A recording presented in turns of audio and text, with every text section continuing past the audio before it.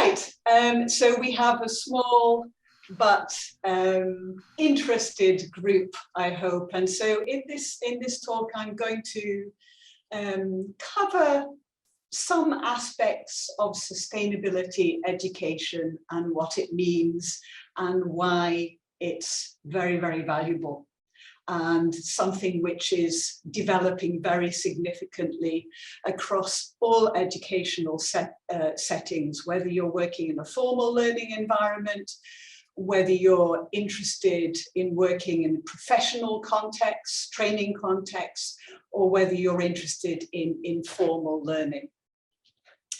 My name's Susan Brown. I was for a long time the lead on the sustainability in the curriculum community of practice at the University of Manchester. That's academics who came together from across the different faculties in the university to think about ways of integrating sustainability into all of our teaching. And I've been teaching on a course called Educating for Sustainability for the last 6 years.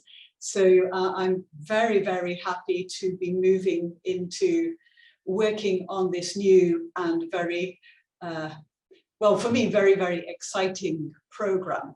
Juup, would you like to briefly introduce yourself? Thank you, Susan. So my name is Juup Stelma. And I have in the past worked in language education, so on an MA in TESOL, but together with Susan I'm also very excited to start this new Masters in Education for a Sustainable Environment. I've known Susan for, is it 15 years, Susan? About that, yeah. We've both been at the university for a long time. We have seen the world change. We've seen Manchester change, and we really think that this is the right time for this kind of new master's degree. So we're both very excited. That's me. Susan, you go again.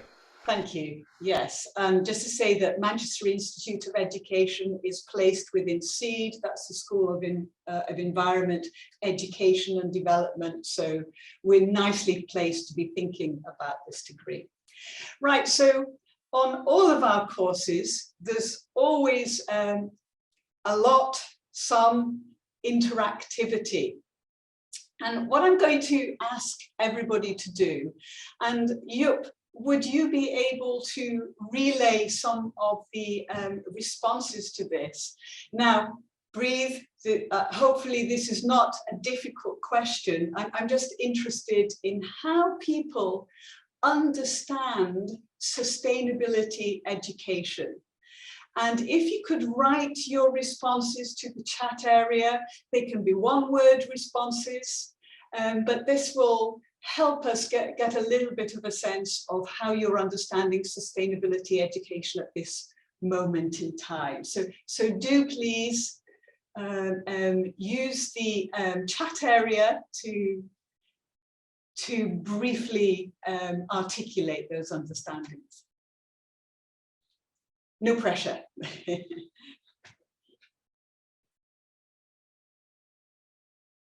Can't hear you.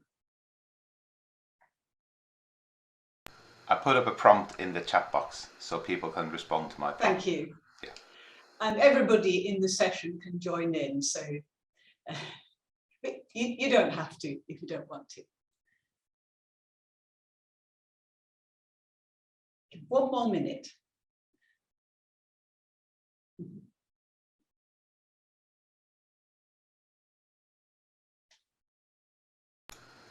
We have one response, a nice response, interesting. So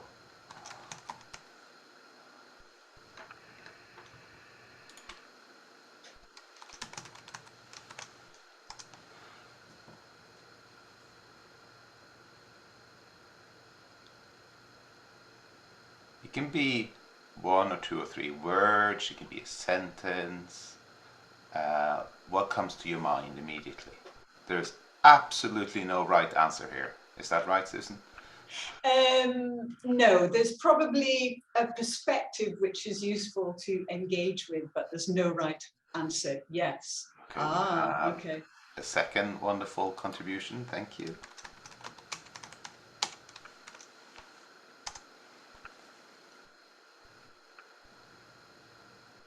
Thank you.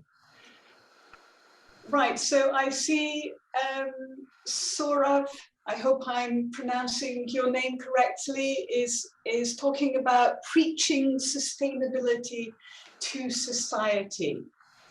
So that's an interesting perspective. I wonder about the word preaching.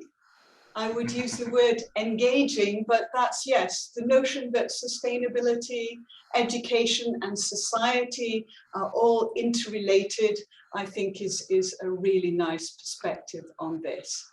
And Wing-Yang says delivering long-lasting education.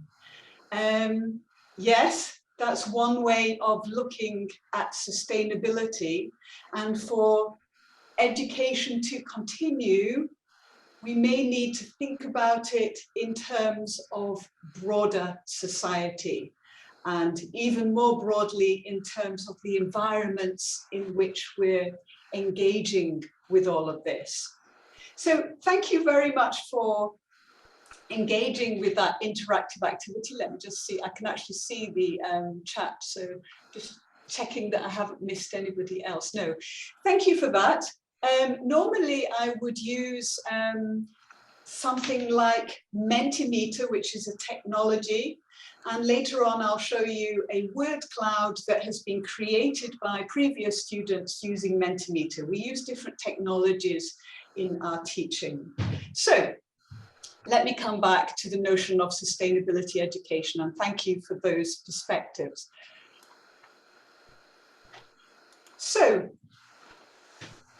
sustainability education, yes, it's about longevity. Yes, it's about engaging with society, but it's also about exploring how we need to see the world differently in order to address the interrelated social and environmental challenges that we face as a species, and challenges that we've essentially created for ourselves. I'm thinking of climate breakdown, species loss, water shortages, related social issues, for example, refugees. So sustainability education asks, okay, so how do we need to see the world in ways which are more conducive to us living well on the planet? And in the right hand of the presentation that you can see, there's a picture. I don't know if anybody recognizes this picture. And it's a picture about seeing differently. And if you look, there's this beautiful, it's obviously space, and right in the middle of space is this little pale blue dot. And this picture was taken about 6 billion kilometers away from the Earth in 1990 by the Voyager space probe. And it caused a lot of people to think about what the Earth is. And a very famous astronomer, Carl Sagan, looked at this picture, and immediately afterwards he wrote a book called The Pale Blue Dot, which is a book about the planet. And what Carl Sagan said was, this is it, this is us. This is our planet, which is a pale blue dot suspended in a sunbeam. And that picture, along with other pictures previously of the planet, shifted our perspective very significantly and allowed us to view our world in a very different way. And Carl Sagan talks about cherishing the pale blue dot, loving the pale blue dot. And so sustainability education is about finding ways of loving that pale blue dot. And so some of what we're doing will relate to that. So we need to see the world differently. We need to do things differently. And the question then is, okay, so if we need to see the world differently, if we need to do things differently, then how can education help in doing that?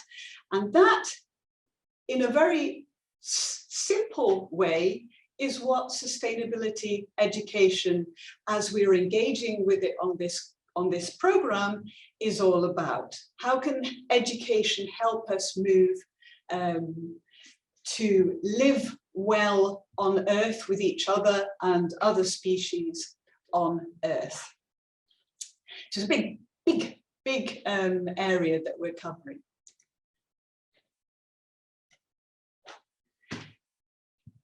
So in sustainability terms, we're talking about narratives of change. How can we change the narratives that we live by?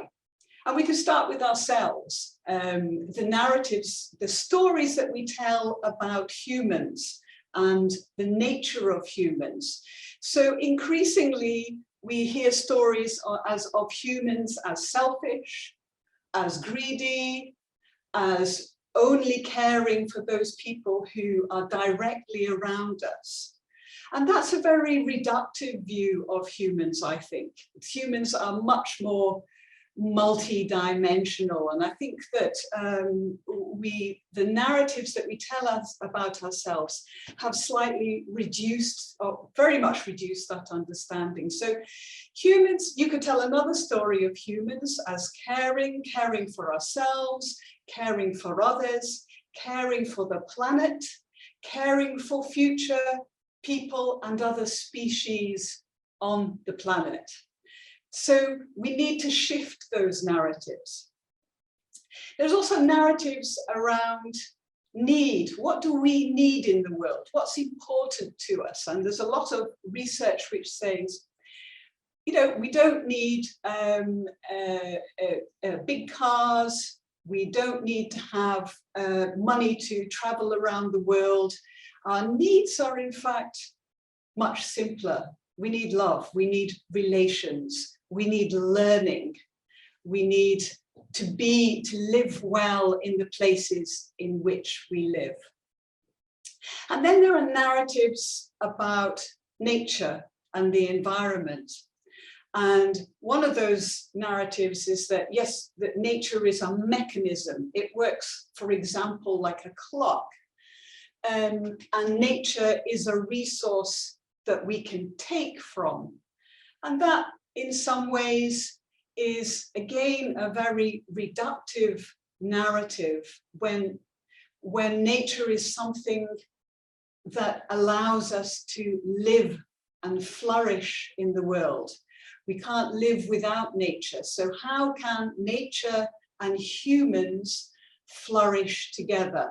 So you can see the ways in which sustainability is trying to shift the narratives for us to begin to act in the world in ways which are much more consonant to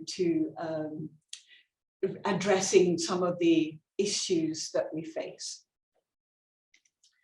Now, I need to try and I can't find the eraser, so I've got this little, never mind.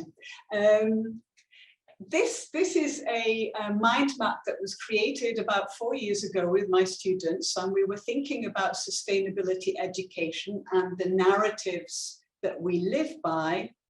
And I asked the students to think about sustainability education and how it related to those narratives. And this is what they came up with. So right in the center there, you can see transformation. So they thought that sustainability education should be something that helps transform the world. They talked about sustainability education in terms of transition, the ways in which education can help us transit to new ways of living. And you can see lots of interesting words that they put there, which are not normally associated with education. So, for example, heart is a big word there. Not a word that we tend to use in educational context, but in sustainability education terms, heart is important. We not only learn with our head, we learn with our hands, and we learn with our heart. We've got terms like positivity. How can we positively engage with the challenges that we face? We've got terms like communication, action. We've got terms like reflecting, conversation, wisdom, discovery. These are all terms that we associate with sustainability education. And these are not terms that we tend to use in education generally, but they're really, really important to what we're doing in sustainability terms.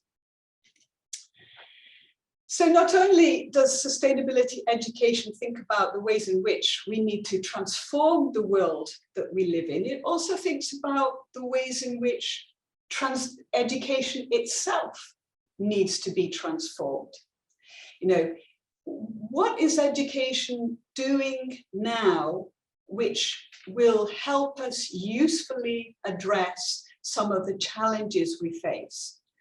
And people working in the field, so there are really interesting writers like David Orr, O-R-R, and Stephen Sterling, and what they say is education at the moment is doing very little to help us address those significant challenges. So how can we change education in order to do so? And I put up on the screen some pictures which I thought related to this notion of transforming education. So on the bottom right, you'll see a campus in Singapore. And this is the business school campus. And this is the way they've transformed the campus in order to let the living world, nature, come back into the campus grounds. On the left, the bottom left, I work with a PhD student here called Rachel Locke. She's doing wonderful work with the Manchester Environmental Education Group. And what she does is take children outside of their four walls to engage with nature.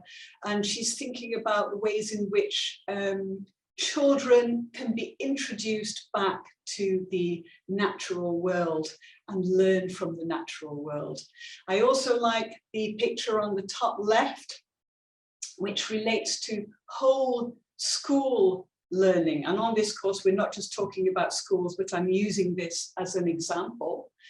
A whole school, and we're working with people in the Manchester area who are doing this at the moment, changes all of the activities that are happening in the school in order to make it more sustainable.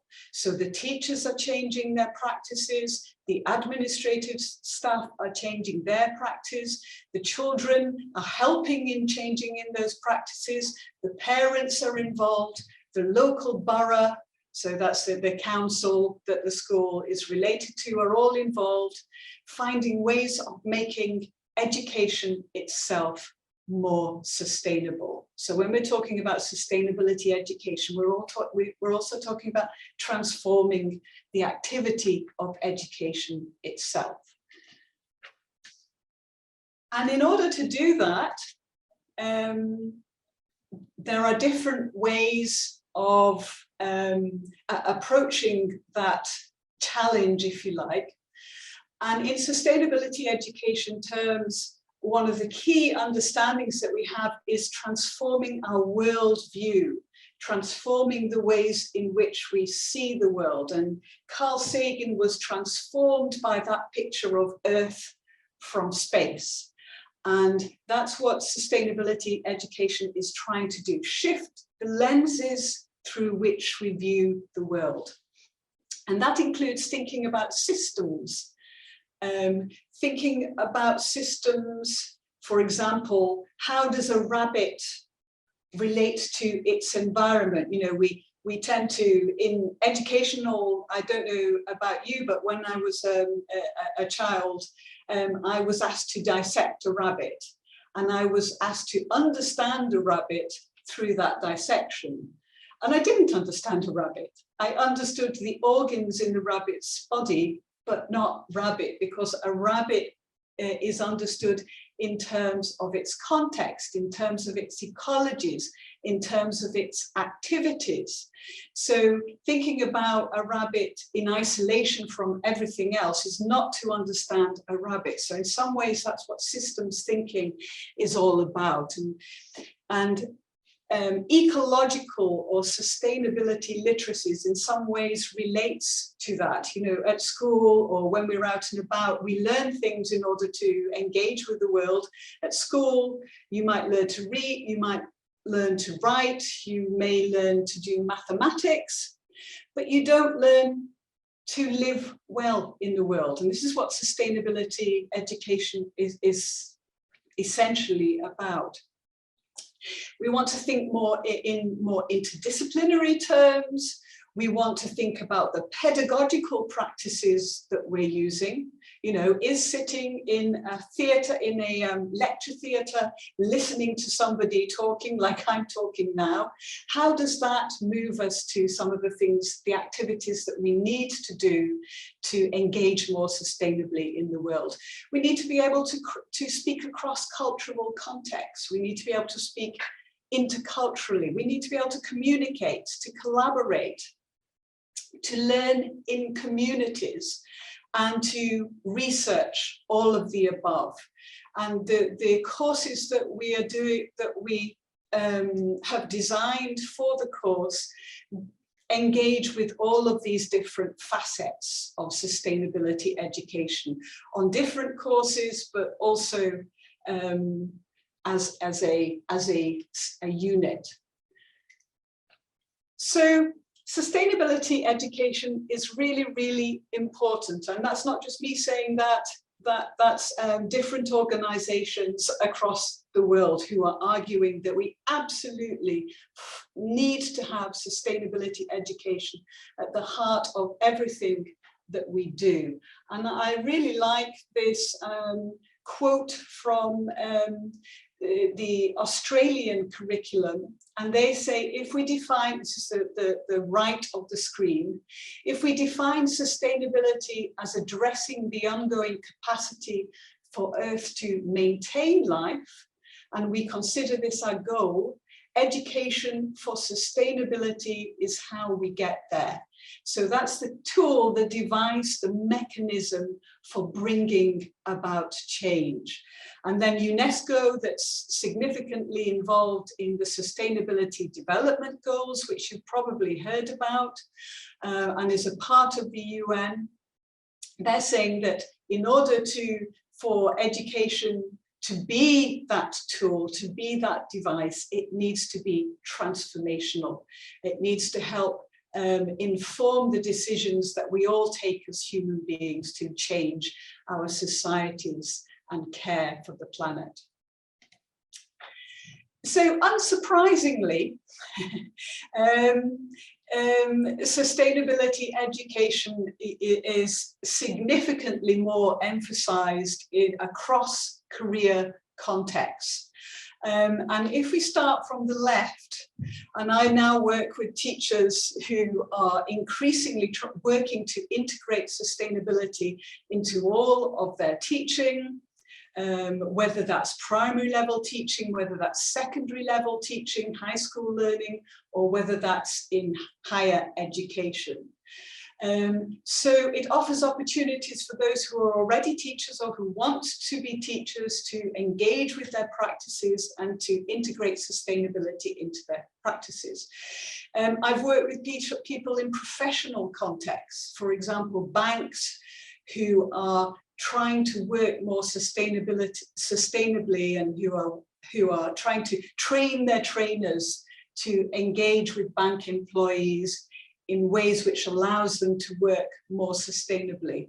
You may be working in an NGO context, and the same there, you know, NGO people need to be trained in order to think about the ways in which sustainability can inform their practices.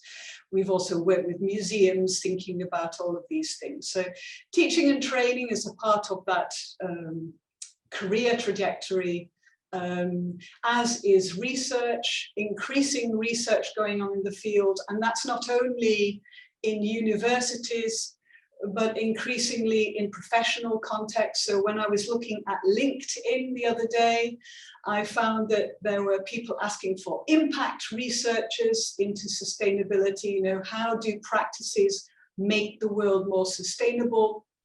Research analysts, for example, looking at the ways in which the economy needs to change. So there's a lot going on in that area. And then I looked at LinkedIn only in the UK, but I also looked at places like China.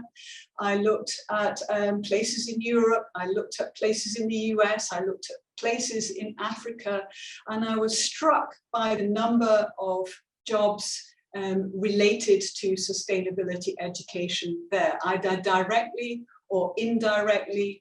So, and these are some of the terms that I spotted: educational consultant, sustainability consultant, sustainability engagement and community officer, sustainability learning officer, and you can read the rest yourself. So this is a fast emerging area in careers terms. So that gives you hopefully some understandings about the ways in which we're thinking about sustainability education. And I think at this point, Juup, are you happy for me to hand over to you to talk about all of the programs which relate to everything that we've been discussing?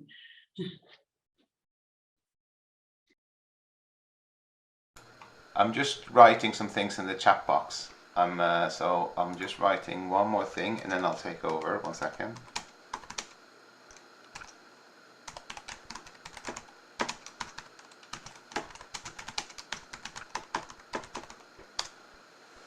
Okay. So this is describing the new masters that we are starting, and this is going to be the first year that we're teaching it next year. And we have on the program 4 core course units. That means that everyone has to take those 4 units. 2 of them are in semester 1, so starting at the end of September, October 1st, and finishing around Christmas time, December, January. And that is Introduction to Sustainability Education and Community and Policy in Sustainability Education. Then there are 2 units, core units in semester 2, which are Approaches to Sustainability Education and Planning and Piloting Sustainability Education Research. And that's semester 2 starting around February 1st and finishing in May. But you have to do 4 units every semester, so you also have to do 2 extra elective units each semester. And there are various elective units in education, in MIE, and in the chat box I said MIE is the Manchester Institute of Education. So that is where Susan and I are actually working and teaching. And there are various units such as intercultural, there's international perspective, equity, inclusion, there are leadership units, there are language units, there are technology units, there are a lot of different units that you can choose to take. And we also are part of a larger school, SEED, which is the School of Environment, Education and Development. So there's the Global Development Institute, there's the Planning Department, there's Geography. And there are various course units there that you can take as well. And we have university-wide units, like Jennifer O'Brien's Educating for Sustainability unit on postgraduate level as well.